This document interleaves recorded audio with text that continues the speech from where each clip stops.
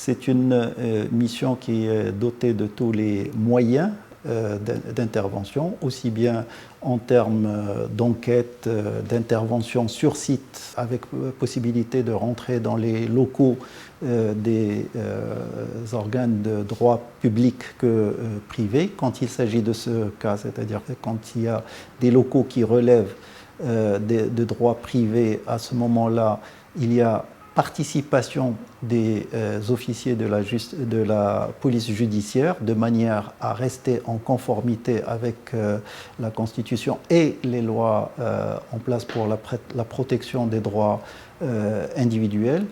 Mais ces interventions se passent sur ordre et sous l'autorité du président de l'instance.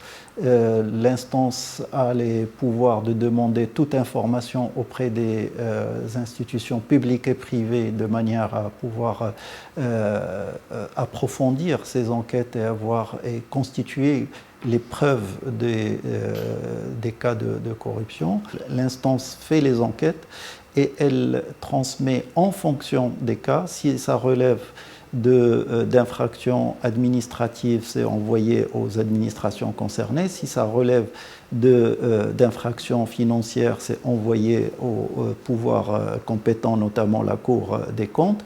Et quand ça relève de crimes punis du point de vue pénal, c'est au parquet que c'est envoyé.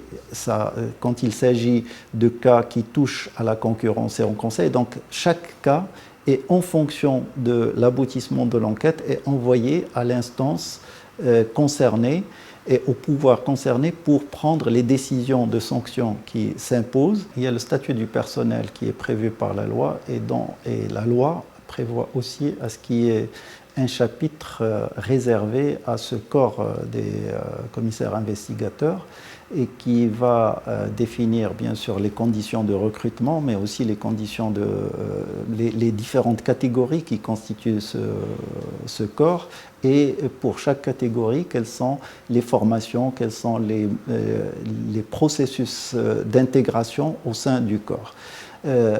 Quels sont les profils seront très divers. Nous allons, là encore, dans le cadre de la capitalisation, on va chercher à avoir des magistrats de justice financière de la Cour des comptes qui vont pouvoir venir contribuer à l'édification de ce dispositif, mais nous allons chercher à intégrer des profils qui sont de la police judiciaire, mais d'autres profils aussi d'inspecteurs financiers, d'auditeurs, de spécialistes par secteur. Et donc c'est un processus qu'on a initié pour identifier les premiers profils à intégrer, mais c'est un processus qui prendra progressivement forme avec le temps, sachant qu'on ne peut pas faire de recrutement tant que le statut n'est pas encore en place. On ne peut pas faire de recrutement de manière large tant qu'il n'y a pas le statut mis en place.